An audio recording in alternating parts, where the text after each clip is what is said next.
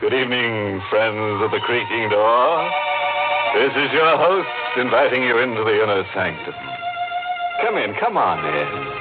Oh, come on, we love company. Simply can't do enough to them.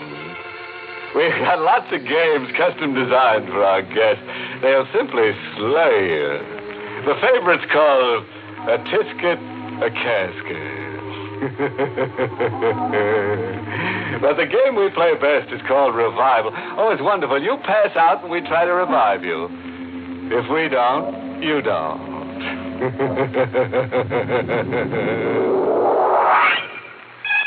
And now for our eerie spell. The hitchhiking corpse. Climb up on the driver's seat. Sit close to the driver. Sean O'Hara, a bewitched man with deep-set eyes. Hear what he has to tell about the beautiful corpse of Madoc County. The girl who lost her head over him. Eileen. The last time I saw her, she was standing where she always waits for me. In the rain on the little white bridge where the road takes a bend around Moon Hollow. I could hear her call for me to stop. No! I'm ready for you! No! But I wasn't going to stop for her. Not anymore. My mind was made up to that. And then the lightning flash burned over her like a million lighted candles. And she was standing there where she always waited for me, without her head. Eileen had lost her head. Am I right in my mind now, I'm wondering? These things I know, these things that I saw, was it a dream? A man's imagination gets tipsy when he drives a great silver van 400 miles in the loneliness of the night. Eileen. First time I saw her, she was standing where she stood the last time on a little white bridge near Moon Hollow. Climb in, miss. Yeah. Sit deep in your seat with your head low. It's a black mark in the book for me. If the company inspectors see you riding in the cab, I'll be docked. They won't see me. Only you can see me, son. Only I can see... Why, you're calling me by name. No.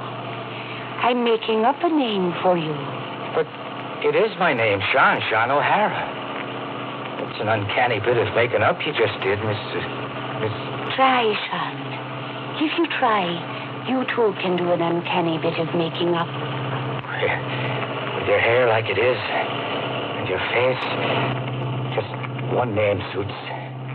Only one name. And my name? Eileen. I am Eileen. And just where are you riding to? To Madoc County. But someday, not tonight. Madoc County's a good 80-mile ride from Moon Hollow. Is it someday, I heard you say? Yes, someday I'll be riding to Madoc County. And it will be you who will take me there. Oh, there's little to that. I always pass through Madoc. It's on my route. My people came from up there. It's a big house we once had. A great big house. Without windows. Without windows, you say? There was a great hall. And a great long table. With my people sitting round it. The living and the dead. The living and the... A house without windows, and now it's the living and the dead. You're a pretty one. But you're as batty as a loon. Am I really a pretty one to you, Sean? Sure. Pretty hair. Eyes to light up a man's dream. Dainty little hands. The two of them fit into one of mine. And a face... A face, Sean? No. The face I cannot praise. Why not? With all the war paint on it, if I didn't bite my tongue, I might say that what I see smeared over your cheeks is blood. Don't bite your tongue, Sean. You're getting out. Trust Sean O'Hara to pick up a gibbering farm girl who smears her face with chicken blood. Good night to you. Good night, Sean. I'll be waiting again tomorrow night at Moon Hollow. I'll be watching for you. I watched her go, sailing off in the mist. As high as my eyes could go, I could see her riding into the sky like a night witch, and then blowing into the smoke of the moon. There had been no Eileen. I dreamed her up in my fat head. A man's imagination gets tipsy when he drives a great silver van in the loneliness of the night.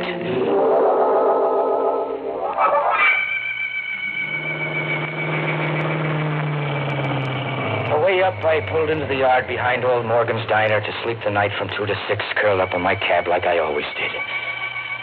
I'm a hearty man and a steady sleeper, not given to dreaming. But this night, bad luck to me, I dreamed. She was leaning over me, Eileen, with the moon in her eyes. And now the blood was wet on her cheeks and running down in big red beads to splash my shirt. The old mill house in Maida, where the water falls, in Maida. The old mill house in Maida, where the water The falls. old mill house in Maida, where the water falls. You must see that the dead go home. See that the dead... Eileen... Eileen.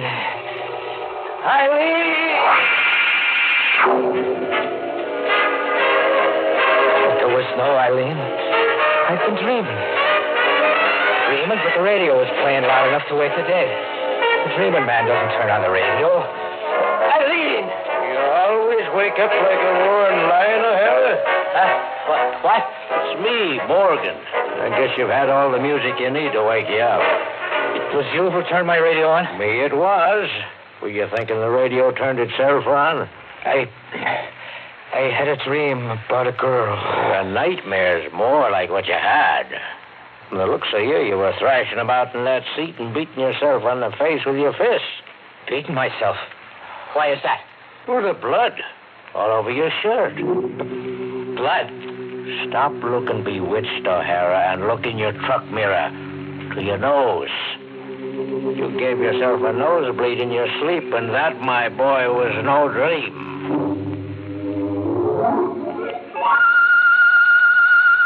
I was an hour late for unloading in the Cloverville depot. O'Hara, Yeah, Red.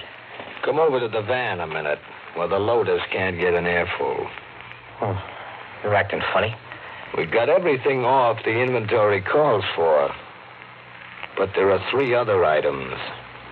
I threw a canvas cover over them before the boys got a look at them. Did you look into your van? What's under the canvas cover, Red? Coffins, O'Hara. 3 old pine wood coffins. Want to tell me something? What? To tell you? Oh, sure. I almost forgot about those coffins. It's a side job. Some yokel undertaker down by Moon Hollow. I'm to drop him off somewhere. Save him trucking charges that way and make myself $20 side money. Quit lying to me, O'Hara. And to yourself. Oh, lying, you say? But it's a fact, Red. Positively a fact.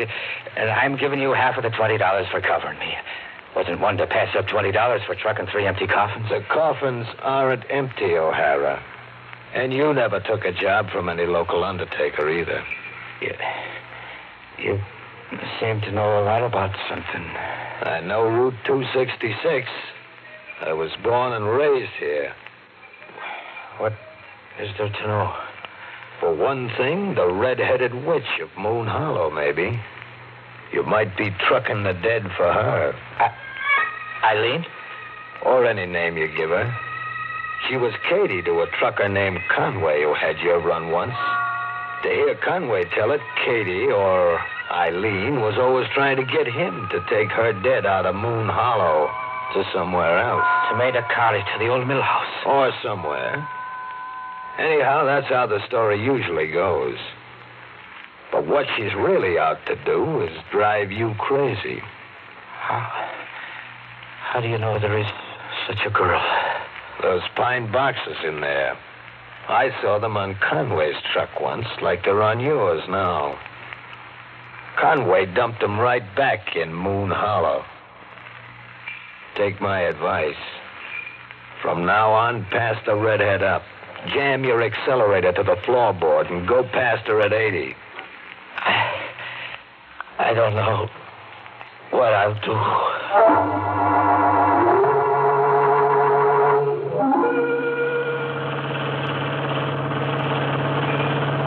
What I did, bad luck to me on the trip back, was look for the waterfalls and the old mill house. When I came to the Madoc County line, was there an old mill house where the waterfalls, I was wondering? Or was I a man looking hard to lose his mind? I brought one of the caskets to the ground. It wasn't empty, but there wasn't much weight to it either. I opened it. It held the dead, all right, but not the face or the body of the dead. It was only the skeleton. The skeleton of someone dead more years than the mind can imagine. There was a waterfall in the deep woods, the music of water, and Eileen's voice splashing in it.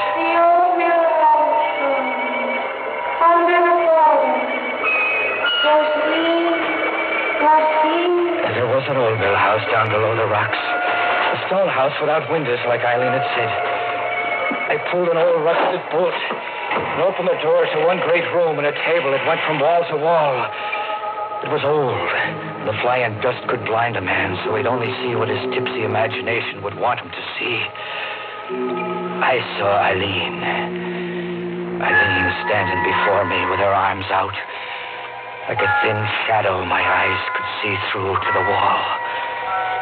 Go bring the caskets, son. Go bring the dead home. Here's something terribly new in thumbing a ride. A witch hiker. And it eats switch, too, on the old boy meets girl formula. This one's boy meets school. Eileen. Now, there's a bonny lass dead set on getting ahead. And if she keeps up the pace, she'll have O'Hara shorn of his sanity any mile now. But let's get back beside our bewitched trucker. A man's imagination gets tipsy when he drives a great silver van in the loneliness of the night. But there was an old mill house where the water falls, as Eileen has said. And it was there I left 3 caskets of the old dead.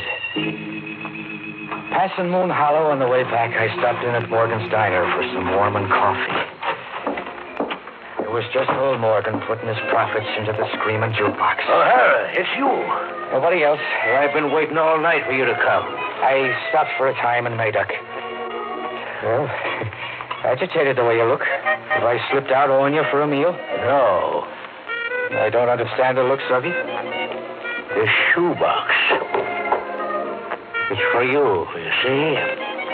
Your name's written on it. Sean O'Hara. And left by whom? The devil's own daughter. O'Hara, her face was enough to send a man hiding in his coffin. A face all smeared with blood, was it? You have seen her, too. We are old acquaintances by now.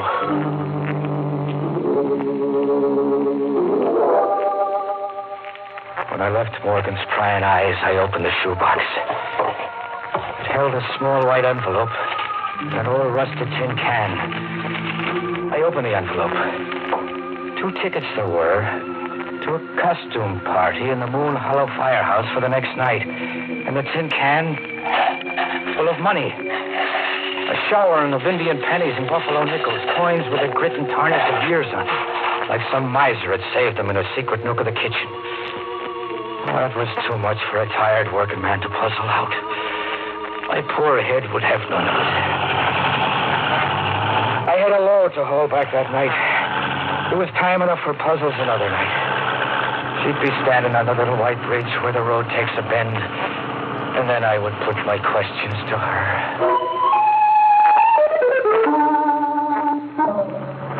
She was standing there the next night, watching for me, calling for me to stop. Sean! Stop, Sean! Her hair was wild as before, and her face the same. Her dress was changed. It was a costume now she was wearing, all silk and gaiety, like she was dressed up for a party. Sean! Yes, Eileen. You weren't going to stop. For a fact, no. You'll not be riding in my cab. And I'll not be trucking your dead ancestors anymore. Not for a barrel of nickels and pennies. Here, take your money back. No. It was Grandmother's savings. She wants you to have it. Oh, so there's a grandmother, too, is there? Yes. And when will she be riding along to the old mill house? Tonight, Sean. She will ride with you tonight. And after that, I'll be riding with you to Madoc, too. And that settles the count of your people? No. It still leaves you, Sean. Me? Am I hearing you say me? Yes, you two will sit at the long table in the great hall of the dead. You will sit beside me. Alive, is it to be, or dead? Dead, Sean. Like us. And what will snuff me out, a hardy man like me without a sickness? You will just die. Your heart will just stop. My heart will stop. You don't want to sit beside me? It's not by way of wooing a lady. Sean, Yes, Eileen. do you like my costume? I do. And what's it for? The dance at the firehouse. I thought you would take me. I think not. And I will go alone. Good night, Sean. Compliments of the evening to you, miss.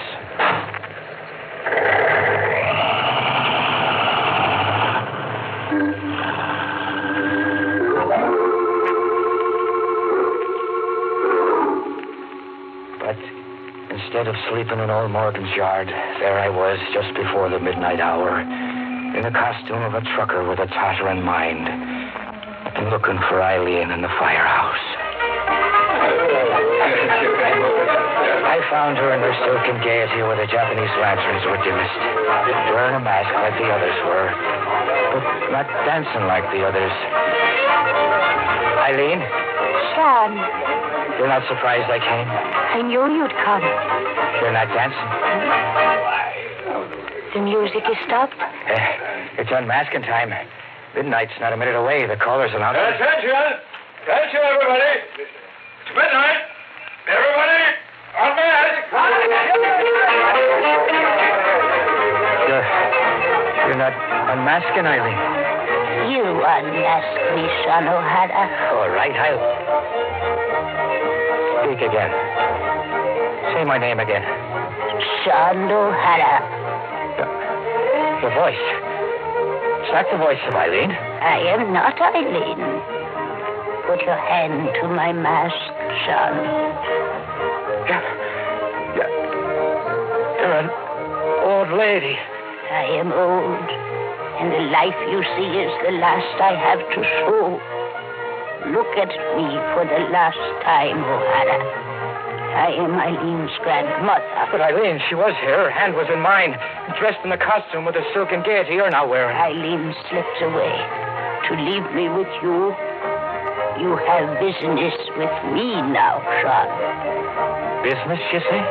Take me to Madoc County, the old mill house where the water falls. I'll be waiting to ride with you, O'Hara. Don't be long.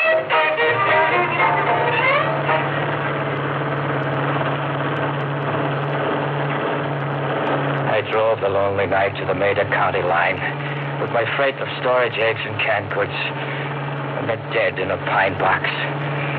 The old grandmother in her silks was in her casket. I didn't bother to ask whose job it was.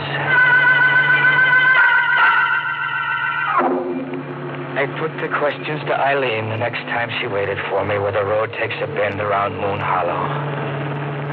And she was there like I knew she'd be, pointing her thumb to Hitch a ride. Stop for me! Stop! But I didn't stop this last time. I did what the checker-red Lacey said Conway failed to do, and what I must do. I passed her up. I pushed the gas accelerator to the floor and passed her by in 80. Her shriek where the highway bends into Moon Hollow. But I didn't leave Eileen behind. She was on the seat beside me. You didn't want to stop, Sean. She was beside me. Without her head. I'm dead, Sean. Dead. No. Now drive me to Made-Up County.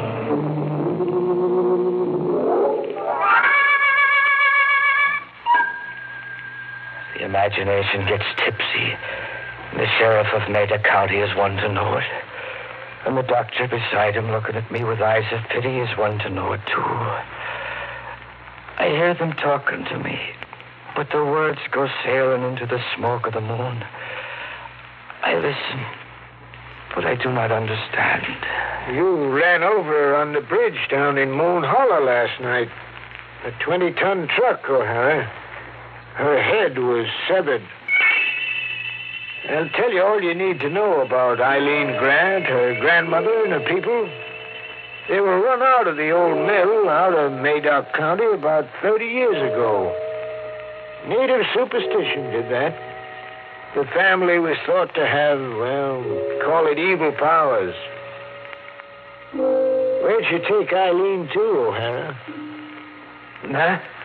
Eileen, what did you do with the body? I'll take you to her. Come, I'll take you to her.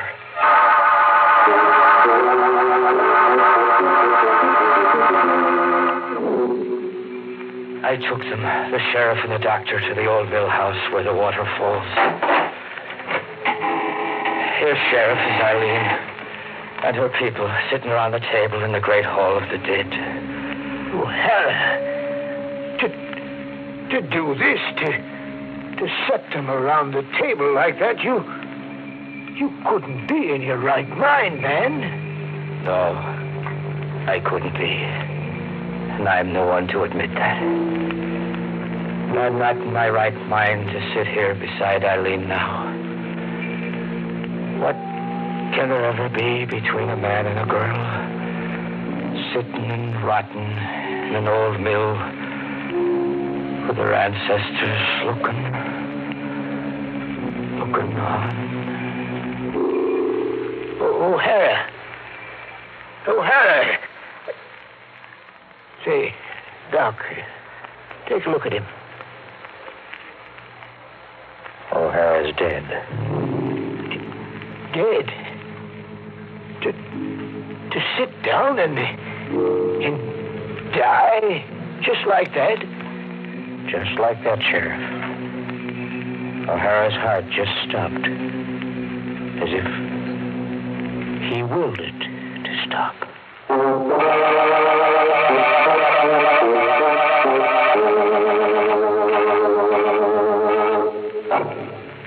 Now that O'Hara's given up the ghost, there's a job open. Somebody... As a special inducement to insanity, a pretty girl goes along with every truck. Oh, sorry, friend. I can't tell you which of the two jobs is the more harrowing. Moral? Oh, sure. I've got one carved right here on my vertebrae. This is for any motorist who runs across Eileen. Give her the go-by, Bob. All she'll get you is dead mileage.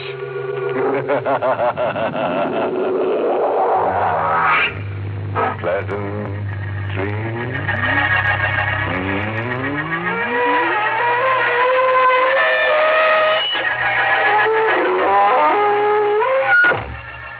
Inner Sanctum has been brought to you through the facilities of the United States Armed Forces Radio Service, the voice of information and education.